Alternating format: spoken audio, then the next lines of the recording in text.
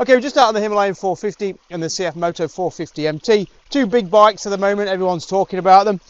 You might have seen on a previous video, I was out on the Himalayan 450 the other day. I did a short edit of coming up this trail here, which to be honest is a bit above my ability level, but I thought it was a great opportunity to see how the bike enabled me or coped with something a little bit more tricky. It made me think that it would be great to bring a back-to-back, have the two bikes straight after each other, because then you're in the same playing field, you've got the same weather, same conditions, same mood and everything else. So Ben has ridden up the Himalayan and I'm on the CF Moto 450 MT. I'm going to take the two bikes up separately. I'm going to start on the Himalayan 450, just see how I get on, see if I can still get up to the top of the lane and back down again. And then when I get back down, I'm going to switch to the CF Moto 450 MT. The Himalayan's a stock bike. I've got a slight riser in the bar, 10mm riser. It's got bark busters and it's got a set of Continental TKC 80s. The CF Moto is pretty much a stock bike, just got some crash protection, and I've fitted some Mitas EO9s. So in a way, the CF Moto's got the edge for tyres. They're a little bit fresher and a little bit grippier than the Himalayan 450, so we'll see what difference they make. In terms of pressures, I'm going to air them both down to about 24, 23 on the backs and about 22 on the front. So nothing too extreme. And we'll see how we go. It is quite a gnarly stream. This first section in particular is quite difficult on a big bike, anything that's 200 kilos. And I guess that's always a trade-off, isn't it? Size on off trails versus on-road manners. So we'll see how we do, starting with the Himalayan 450.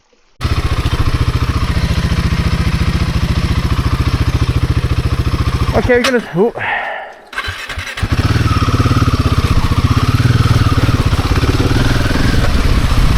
Okay, we're going to start on the Himalayan 450, a bike that came up here the other day. I did do it on my own, which is obviously never the best idea, just in case anything goes wrong, but it does focus the mind, so I think there's a bit of a trade-off sometimes. Sometimes you can get a bit cocky when there's a pair of you, a bit complacent.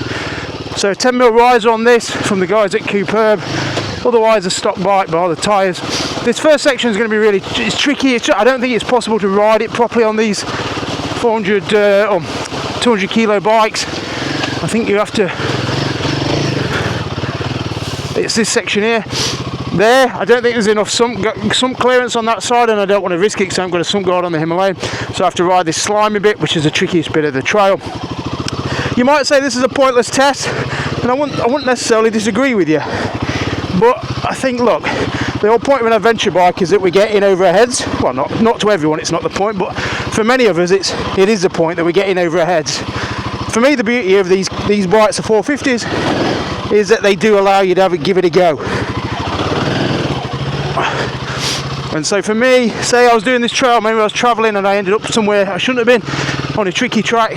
Can I manage the bike? Can I get it out of danger zone? Actually, that wasn't too bad. The rocks are very slippy. So okay, now I'm going to compose myself a little bit.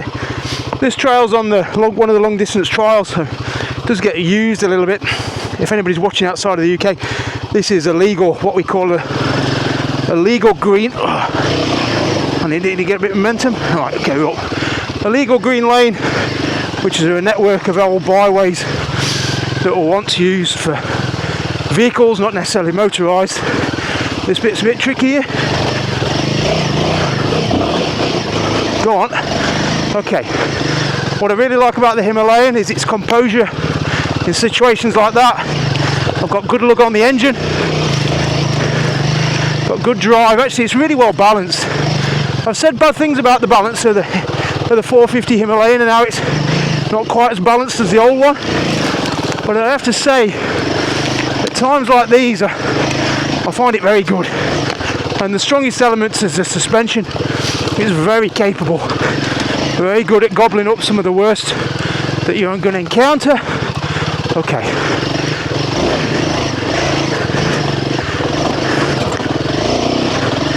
Come on.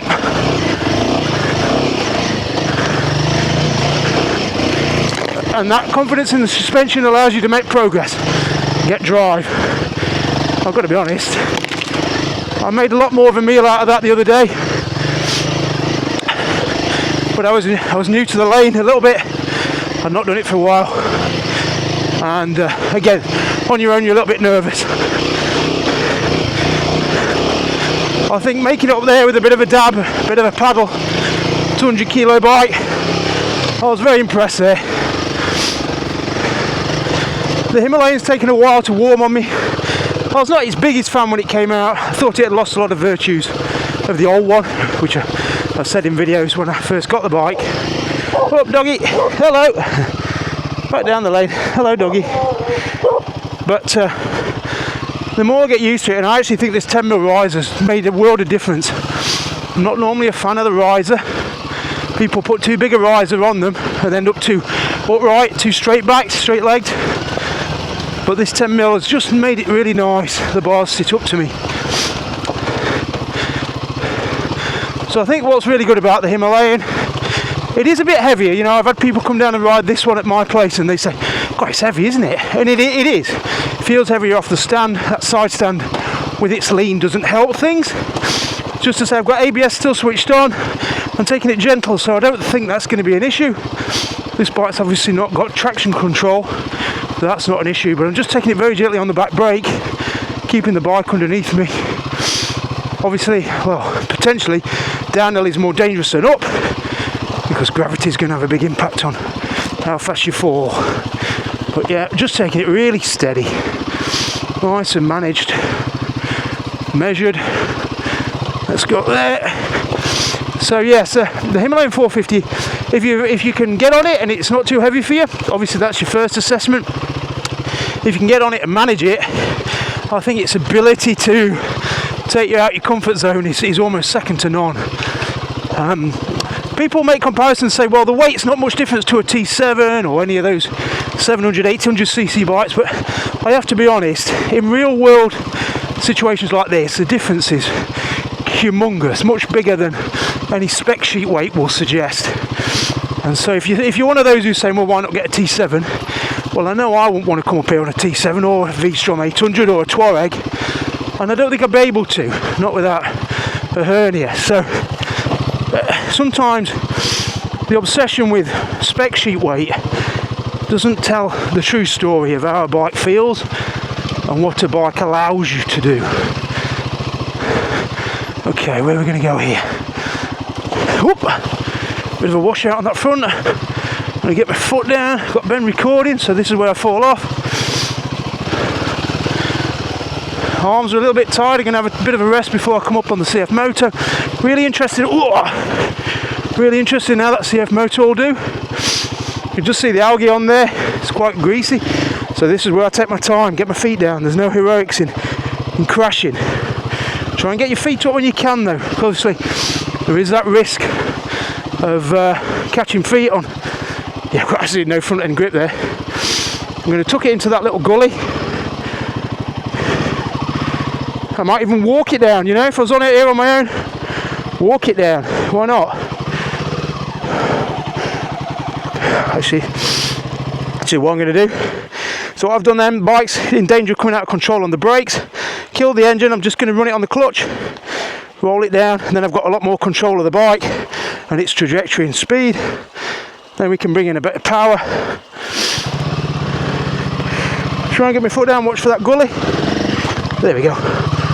Okay, I think that was a successful run on that Himalayan. Fantastic, durable, well built, well mannered, well powered, incredibly well suspended machine. You know, maybe that's above your station, but the whole point is saying that if you're going in over your head, the bike helps you rather than hinders you, and that's the makings of a great adventure bike. So this is a great adventure bike. Unquestionably, it's a great success from Royal Enfield. Please ride one before you buy one or knock it, because it's not for everyone, no bike is, but I think on that lane there I was incredibly impressed with that. Incredibly impressed. Right, time for the CF Moto.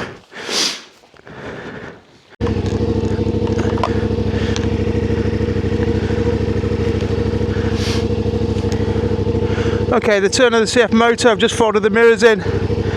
I love the standard mirrors, these double takes. I put a cheap pair on that Himalayan, which are really good because I've dropped that bike a few times and broke the wing mirrors. I turned my traction control, put it in off-road mode, which is a nice switch, turns it off ABS and traction control.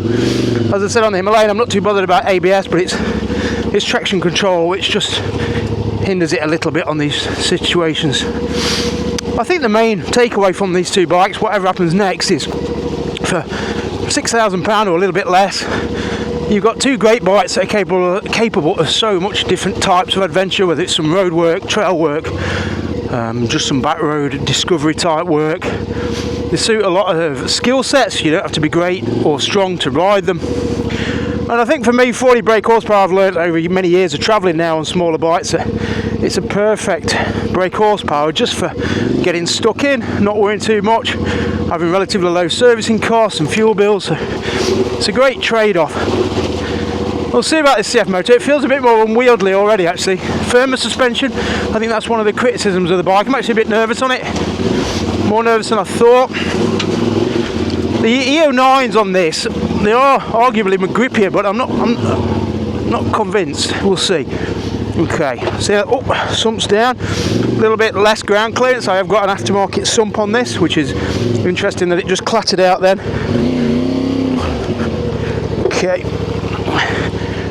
let's get off. I'm not going to be able to ride it up that. Sorry if anybody's saying you should be able to ride it. I can't. I'm not good enough. Oop. Okay, yeah. I am not Dougie Lampkin. Okay, I'm just going to move that bike across. Let's see if it'll drive up here. It's quite a low geared bike. Yeah, it's interesting. This really. Okay, similar. Even with these more aggressive knobblies, I don't feel like I've got that much extra grip. There we go. We're on. Let's get over this, take a breather. What I like about the CF Moto is quite low weighted. The weight's 200 kilos, but turn it off a sec, just take a breath. It's 200 kilos, but the weight seems to carry weight quite low. I'll take my glasses off, which does give you a fighting chance, although I think the biggest difference you notice is the extra cockpit, which is great, and this is where I'd split the two bikes. On the road, the extra cockpit screen makes this, for me, a better road bike. Obviously, you've got the twin cylinder engine as well, so it's a bit smoother, but then put the bike in this kind of conditions, and the lack of cockpit that you get with the Himalayan, for me, makes it easier to place. It doesn't feel as heavy, as cumbersome.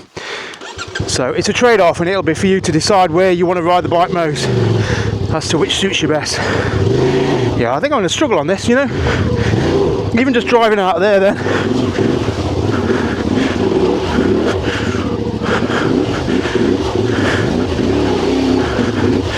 I've got more movement for certain with the tyres at back. This is going to be interesting with the firmer suspension. So this section here, I don't know, not confident. We're up. Okay, easy conclusion there. Himalayan in that environment, on that terrain, is an easier bike. The supple suspension, and that's the more diminutive style. I think it's the suspension actually. You can ride up there on the Himalayan and it'll absorb, it'll go. It'll give you ability to focus on the steering and the throttle. The suspension just takes out all the rough. Whereas this, you're having to ride around the rock or the suspension. It makes it harder. Okay, light clutch on this, I like that. Okay, it's still really nicely balanced. I know there was tuners doing work on the suspension already, and I've got to be honest, I think it will enhance the bike in this environment. Oh, that sump guard's taking a whack. I've got it on. Okay.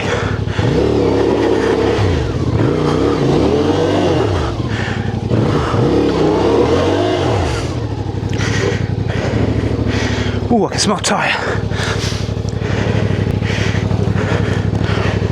Okay. Yeah, see where the Himalayan sort of would rough itself out of that, hustle itself out. This is grinding out. This is a get off and ride it. So what I do if I get in this situation, I'll just walk the bike. There we go. That's get a good way of getting out of it. Okay, quite dreading this now. Okay, it looks a tougher hill on this bike. Fans on. Come on. Let's go across. Come on. Come on. I mean, it's still very good. I mean, it's still excellent. For a Chinese brand to come out with a bike that will hustle up a lane like that and take the punishment, it's still tremendous. And as I say, I could jump on the motorway now, ride down to south of France or Italy and do this kind of trail there as well. And that's why I've really been impressed with the CF Moto, just because it's really good at a wide range of skills, even though if it's not as good in that environment. For me now, I've sort of hummed and hawed over it, because I'll go out on one bike one day and another bike the next, and you're never drawing true comparisons, because you know you've slept on it, you've thought about it, and you're always a bit vague. But today, riding them back to back, yeah. If you're wanting the most manageable, user-friendly 450cc trail bike, Himalayan 450. The one coming, the 390 Enduro R and the 390, will they come up here easy or better? I don't know. The seat height is taller than on the Himalayan. That's not going to help. The weight is less. That is going to help. I'm not sure that engine is going to have the tractability of the Himalayan, so that's not going to help. But that bike's going to have great suspension, so it'll be close. I think, you know, it'll be close. I think probably a little bit more dynamically engaging on more moderate stuff than the Himalayan, but it's got a lot to beat, to be honest, being as good as that Himalayan down something like this. Would I buy a CF Moto for this type of duty? I don't know if I would. I do trails, light trails, moderate trails, but if you're thinking I'm going to get one of them CF Motos and bash some trails that are challenging, I think there's better bikes, you know. And I think this has got a better, more suitability towards road and travel. But a lot of the time we're just splitting hairs, you know. And a lot of the time it's just personality, what you like the look of, what you like the feel of. Some people won't buy Chinese. Whoa, that Sunk Guard is earning its money today. Earning its keep. Well, the biggest difficulty with the CF Moto is actually getting hold of one. The supply is really poor due to the KTM situation. Yeah. You know, it's times like this, that mass, that big cockpit feels big, looks big. And if you're noticing, I'm having to pick my way. Whoa, Sunk Guard. Much more gingerly on this than I was on the Himi. Is this a definitive test for you as to which is best off-road? Maybe not. Is it the definitive test for me? Yes, it is. Absolutely. The argument ends for me today.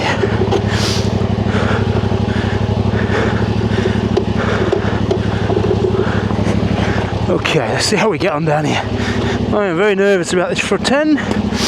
Would I bother with these E09s for extra grip? No, I've got to be honest, you know. And actually that could be one of the arguments. The E09 is a very firm tyre. I think too firm. It makes them very difficult to get on. And in cold, wet conditions on the road, they've got no feel and no grip. And actually, on wet rock as well, they've got no grip. The TKC80 on that Himalayan, maybe it's a different type of power, the way different bikes make it, but that felt like it bit into the rock and gripped. These feel like got nothing. So, am I a fan of these E09s? Maybe if you're doing long distance touring in arid conditions, Morocco. But for green laning, no. I think there's a better tyre out there, and it's been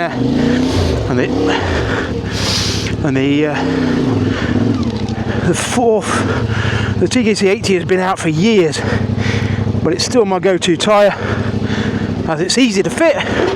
Oh.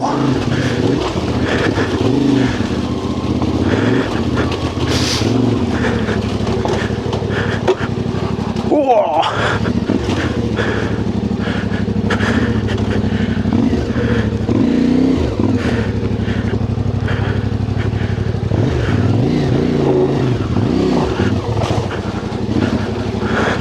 That Sunk Guard has had a beating. I'll take that out. Now you're right. Leave it in. See how heavy it is to lift. Just lost my foot in then. Heavy. Heavy to lift. Back in. Not the lightest bike, you won't want to do it often. Okay. I'm going to walk this down here. Again, off the engine, just on the clutch. Hopefully both bikes survive this, because they've got a job to do all summer, being tested by other riders to see what they think. Not on lanes like this, mainly road work with a bit of light green lane for people who are interested in it, see what it's about. Oh, that's some guard. Yeah, a lot less ground clouds. There we go. I'll count that as a success. I've got 2 big bikes up there, 400 kilos total, up a snotty lane in North Devon. Would I do it again? Yes, I'd do it straight away on that Himalayan. But CF Moto? No. No, I wouldn't. I'll leave this baby on easier stuff and tarmac.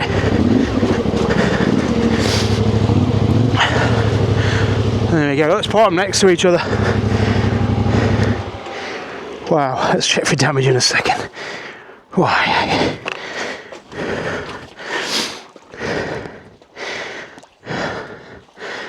Great all-rounder.